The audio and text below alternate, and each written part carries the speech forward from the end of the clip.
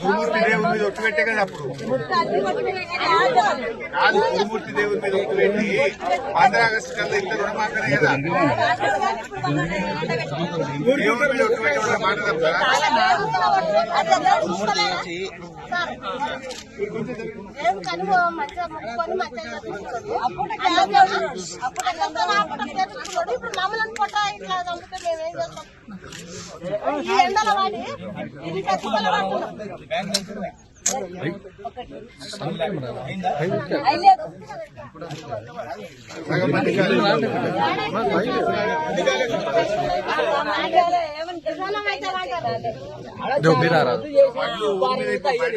Market వెళ్ళిపోయినాయి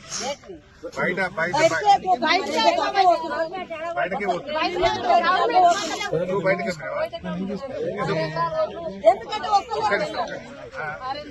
నీ పేరేంటి శాంతమ్మ 6 ఎకరాలు 6.5 సన్నం పట్టు పండించినావు పండించి బయటకి ఎందుకు అమ్మినావు మరి ఎన్ని రోజులు చూసినావు వారం చూసి వీళ్ళు కొనకపోతే బయట ఏం ధర కమ్మినావు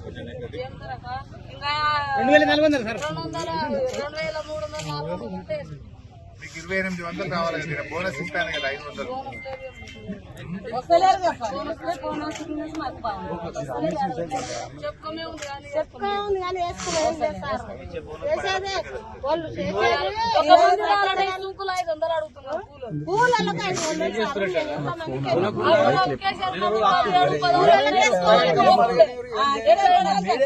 ఏం చెప్తారో పోతారు అంత పెద్ద వాళ్ళకు కడుపు నిండా అన్నం ఉంటది మేము ఇక్కడ ఇంత కష్టం చేసి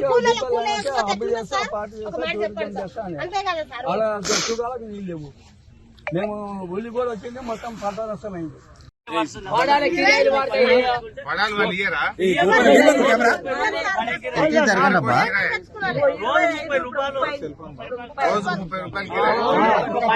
ఎన్ని పడాలు తీసుకోవాలి 10 పాడాలు 5 పాడాలు ఎట్లా అవసరం ఉంటే అట్లా పడాలంటే 6 మూల 180 కిరాయి 10 రోజులు అంటే 1800 దానికి కూలి మంచి ఎంత మందిని పెట్టుకున్నా ఎన్ని రోజులకి వెళ్తా రేవంత్ రెడ్డి బతుకమ్మ చీరలు తోలిండా నీకు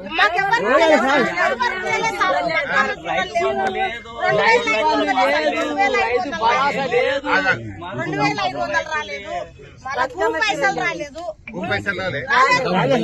కేసీఆర్ ఇస్తుండే మళ్ళీ ఇస్తుండే మళ్ళీ ఎందుకు రాలేదు నేను వేస్తా అనుకుంటా మళ్ళీ ఆయన వేస్తలేడు మమ్మల్ని నేను పెడుతున్నాడు ఆకలి కొని భూమి పైసలు మళ్ళీ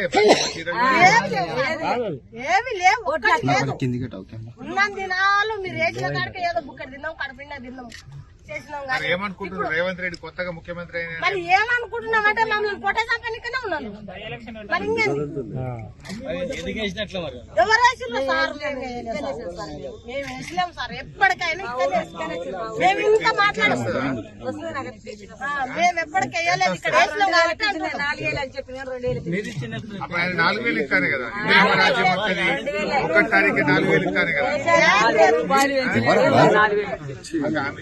4,000 ఉంటుంది. 4,000 ఉంటుంది. రైతు బంధు ఉంటుంది. 2,500 కూడా ఉంటుంది. ఏం చేస్తాం? ఈ 2,000 2 నెలలు మళ్ళా అన్ని ఆ బస్సు కూడా మొగోళ్ళు ఉండగా అయిపోతుంటే ఆడవాళ్ళు నూక చూసుకుంటామంటారు బస్సులో. ఆపని రాలే 2 నెలలు కొట్టేసి 2 నెలలు నడవాలి.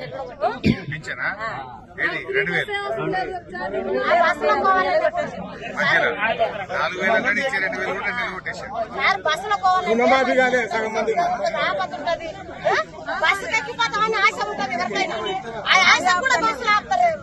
వాళ్ళు ఎట్లా సార్ ఛార్జీలు ఇస్తున్నారు. వాళ్ళు మొగోళ్ళు కట్టించుకున్నారు.